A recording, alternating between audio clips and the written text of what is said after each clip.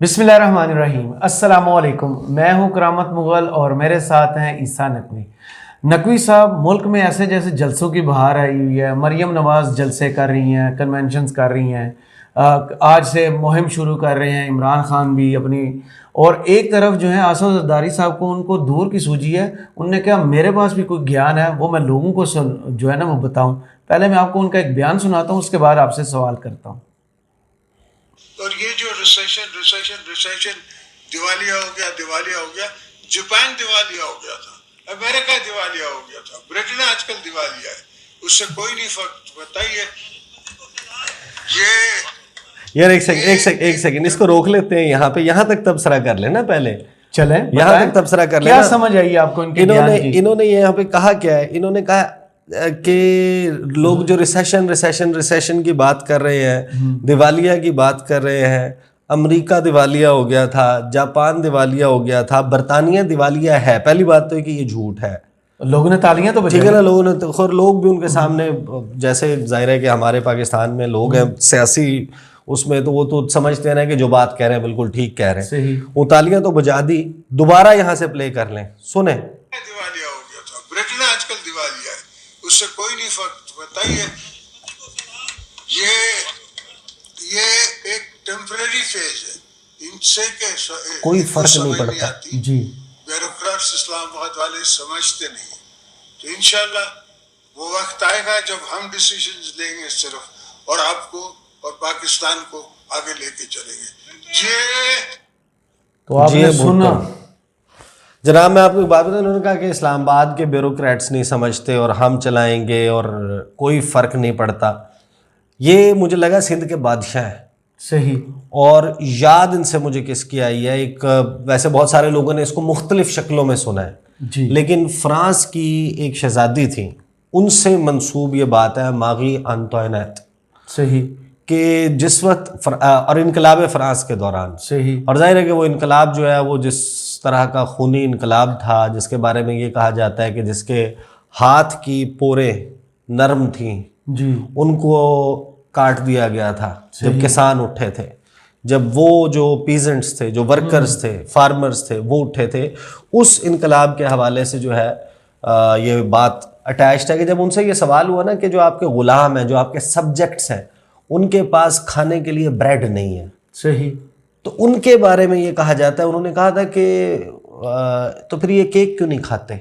उफ, ऑप्शन अब आपको पता है कि अगर ब्रेड नहीं है, अगर रोटी नहीं है तो केक क्यों नहीं खा लेते? वाह। ये जो रवैये होते हैं ना, इनकी वजह से आप अंदाजा लगाएं कि ये जो गुफ्तगू कर रहे हैं आसिफ जरदारी साहब, ये अपने दौर पे तो ठीक कह रहे हैं, कोई फर्क नहीं पड़ता, क्योंकि आसिफ अली जरदारी साहब को, नवाज शरीफ साहब को, पाकिस्तान का हर वो हुक्मरान, हर वो शख्स जो अरबपति खरबपति है, जिसकी इस मुल्क से बाहर जायदादें हैं, घर हैं, दोस्त हैं, रिश्तेदार हैं, एक ऐसा सर्कल मौजूद है जो उसको सहारा दे सकता है, उसको तो कोई फ़र्क नहीं पड़ता। डिफ़ॉल्ट होने से ये तो नहीं कह रहे कि पाकिस्तान जो है वो कोई एक घर है जिसकी रजिस्ट्री कहीं और मुंतकिल हो जाएगी। सही। मैं आपको इसमें ये भी बताऊंगा, एज ए ले मैन मैं आपको बताऊंगा कि डिफ़ॉल्ट थोड़ा बहुत, यानी कि जो मैंने इसके हवाले से चीज़ें पढ़ी हैं वो मैं आपको बता दूंगा कि डिफ़ॉल्ट होगा तो फ़र्क क्या पड़ेगा। सही।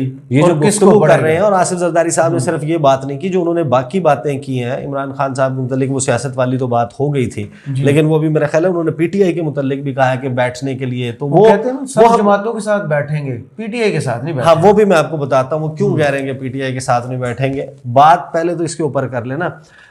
ये जो कह रहे हैं कि कोई फर्क नहीं पड़ता, मुझे इससे एक और भी किस्सा याद आ गया। वीडियो तवील हो जाएगी, इजाजत है तो मैं सुना देता हूं। सुना दें। देखिए, जब हम छोटे होते थे ना, तो लैया में हमारा घर तक करके बिल्कुल साथ जुड़ा हुआ जो है वो हिस्सा था, जिसको आमतौर पर मर्दाना कहा जाता है। वहाँ पे घास यास लगी हुई थी, बैठने की जगह थी, शाम को चारपाइयाँ लगा के बैठ जाते थे। उस गर्म इलाका, आपको पता है गर्मियों में लू भी चलती है, तो वो हमें, क्योंकि घर से बहुत ज़्यादा बाहर जाने की इजाज़त भी नहीं होती, ख़ासतौर पे मगरिब तो कट ऑफ टाइम होता था ना, उसके बाद ये मोबाइल फ़ोन वाला दौर और मुख्तलिफ है।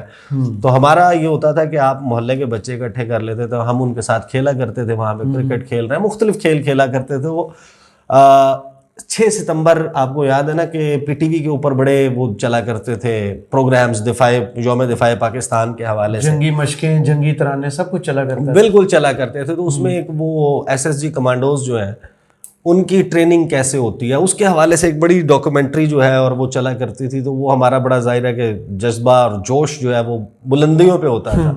तो हमने कहा कि जनाब हमें भी ट्रेनिंग करनी चाहिए, और जब हमें ट्रेनिंग करनी चाहिए तो हमारे मोहल्ले के बच्चे क्यों पीछे रहे। तो हम उनको इकट्ठा करते थे शाम को, हम कहते थे तो आपको सख्त जान बनाएंगे। अब वो सख्त जान बनाने के लिए मुख्तलिफ ट्रेनिंग्स, कभी हम उनको गन्ने जो है उनसे कहते थे कि हम मारेंगे और बर्दाश्त करना है, और सी नहीं करनी, और नहीं, वो ट्रेनिंग हम अपनी नहीं करवाते थे। अच्छा वो हम करवाते थे बाकी जो है। सही। तो वैसे भी हमारे इलाकों में जिस भी लड़के का नाम इमरान होता है उसे माना ही कहते हैं। सही। तो उनमें हमारा एक जो है वो मोहल्लेदार, हमारा दोस्त जो है वो माना भी था। तो हम ट्रेनिंग करवाते थे, कभी हम उनको कलाबाजियाँ लगवाते थे, कभी हम रेत में जो है वो यहाँ तक उसको जो है वो खड्डा मार के गाड़ के रेत वापस बंद करके पानी डाल के उसको कहते थे अब 1 घंटा जो है ना ये आपकी ट्रेनिंग का हिस्सा है कि 1 घंटा आपने जो है ना इसी तरीके से रहना। बड़े जालिम थे बड़े जालिम थे हम। बहरहाल ये हम किया करते थे। तो एक दिन ना हमने कहा ट्रेनिंग को अब अगले फेज पे लेके जाते हैं। अच्छा। एक वाइपर जो है उसका लोहे का डंडा हमने उठाया और 2 ईंटें रखी। 2 ईंटों के दरमियान, यानी कि आप समझें कि जमीन से वो 4 या 5 इंच ऊंचा हो गया। वो हमने वो लोहे का डंडा, अच्छा वो बहुत ज्यादा सख्त वाला नहीं था, थोड़ा सा जो पाइप वाला होता है, हॉलो होता है ना, हॉलो होता है और बहुत ज्यादा सख्त नहीं होता, लेकिन वो अगर लगे खुदा ना खास्ता किसी को तो बहुत जोर का लगता है। अच्छा मैं सोचता भी अगर खुद को लगे तो किस किस्म की हम बेवकूफ़ियाँ करते थे। तो हमने कहा कि अब ट्रेनिंग का अगला हिस्सा ये है कि इसके ऊपर बगैर हाथ लगाए कलाबाजी लगा के गिरना है। अच्छा।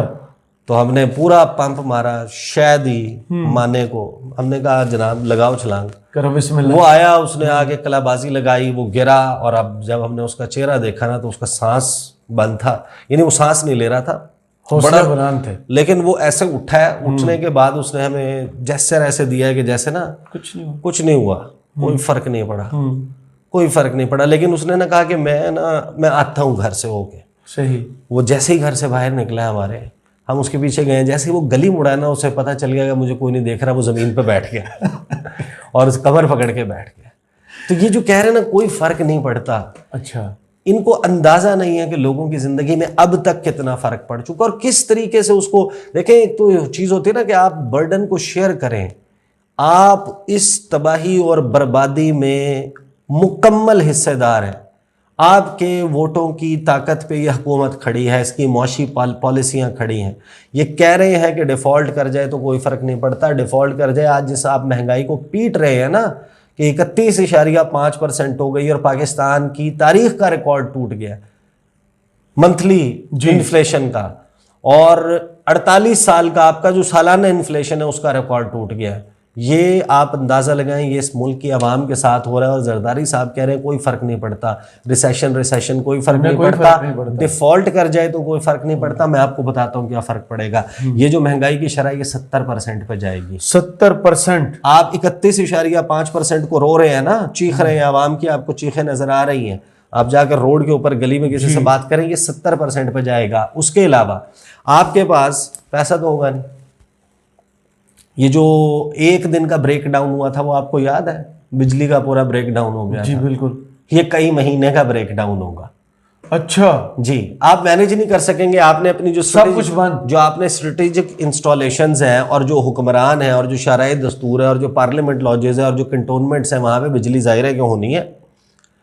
आपने तेल से बिजली बनानी है सर्दियों में, ख़ास तौर पे। गर्मियों का तो कुछ वक्त आप गुजार लेंगे, लेकिन गर्मियों में भी मारा मारी होगी, यूज़ बढ़ जाता है, आपको तो फुल कैपेसिटी पे चलना पड़ता है। आप तेल इंपोर्ट नहीं कर सकते। दूसरी बात ये कि इंडिया जो आपके सर के ऊपर खड़ा हुआ है, आप कहते हैं कि जनाब आपने उसके साथ लड़ना है और वो आपके एक मुखासमत का रिश्ता है।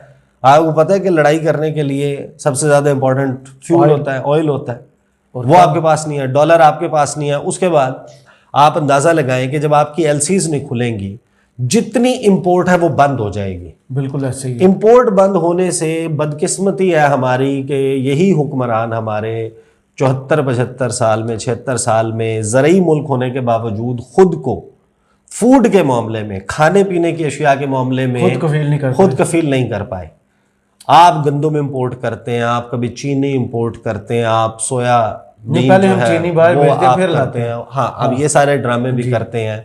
आप खुर्दनी तेल जो है वो इंपोर्ट करते हैं, या आपकी इंपोर्ट बंद हो जाएगी। आप जब कोई चीज़ इंपोर्ट नहीं कर पाएंगे तो फिर आप बताएं कि जो खाने पीने की अशिया है उनका क्राइसिस होगा। आप अंदाज़ा लगाइए कि जिस वक्त एलसीज नहीं खुलेंगी तो स्टील जो है, स्टील आपको पता है कि उसका स्क्रैप इंपोर्ट करते हैं तो आप स्टील बनाते हैं, स्टील बनता है तो उसके साथ 44 एलाइड सेक्टर्स हैं जो चलते हैं।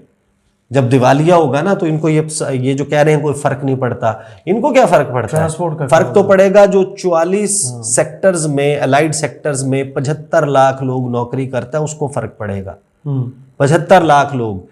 जब टेक्सटाइल इंडस्ट्री है वो आपको पता है कैसे चलती है? टेक्सटाइल इंडस्ट्री ऐसे चलती है कि वो धागा, कॉटन के बंडल, बेल्स, केमिकल, उसके अलावा डाई, उसके अलावा बटन, जिप, ये सारी चीजें इंपोर्ट करते हैं, तब आपका टेक्सटाइल सेक्टर चलता है। और आपको पता है कि टेक्सटाइल सेक्टर से जुड़े हुए कितनी इंडस्ट्रीज हैं, कितने लोग हैं? 2.5 करोड़ लोग, 25 मिलियन लोग बराह रास्त जो रोटी खाते हैं वो टेक्सटाइल इंडस्ट्री की वजह से खाते हैं। सही। जब आपकी टेक्सटाइल इंडस्ट्री बंद होगी इसकी वजह से, ऑलरेडी 5 महीने की लोएस्ट पर आप आ चुके हैं। मैं अभी रिपोर्ट पढ़ रहा था, 28% गिर गई है। तो जाहिर है कि आपने तो लुई विटॉन से लेना है ना जी, आपने तो वर्साचे, आपने तो ज़ारा मैन, आपने तो वो चीज़ें इस्तेमाल करनी है, तो आपको तो कोई फर्क नहीं पड़ेगा। आपने कौन सा खुड़ियाँ वाला रोड से या किसी खड्डे के ऊपर बने हुए या किसी लोकल टेक्सटाइल मिल पे, कोहिनूर मिल के ऊपर बनी हुई कोई चीज़ पहननी है? आपके तो बाहर से आते हैं, आपको तो कोई फर्क नहीं पड़ेगा। फिर वो कहते हैं आपको कोई फर्क नहीं पड़ेगा, आपका टेक्सटाइल बंद हो जाएगा। आपकी जो अद्वियात है, खुद तो आपने इलाज करवाना है यूके जाके, आपने जाना है अमेरिका जाके, आपने इलाज करवाना है गल्फ जाके, और उस पर भी आपने जाना है एयर एम्बुलेंस पे। यहाँ तो एम्बुलेंस के लिए फ्यूल नहीं होगा। दूसरा, जो आपकी फार्मास्यूटिकल इंडस्ट्री है उसके लिए जो बुनियादी जान बचाने वाली अद्वियात है वो बनती हैं जिन सॉल्ट्स से, वो सॉल्ट्स हम इंपोर्ट करते हैं। वो इंपोर्ट करने के लिए आपके पास पैसा नहीं होगा। अगर यूएन और उसके इदारे, वर्ल्ड हेल्थ ऑर्गेनाइजेशन, ये एक्टिवेट नहीं होते कि ये 22-23 करोड़ 24 करोड़ का मुल्क, इसको कौन खिलाएगा पिलाएगा? आपको तो फर्क नहीं पड़ता। बात यह है कि आपने बेड़ा गर्क कर दिया इस मुल्क की जो सूरत हाल है इस वक्त।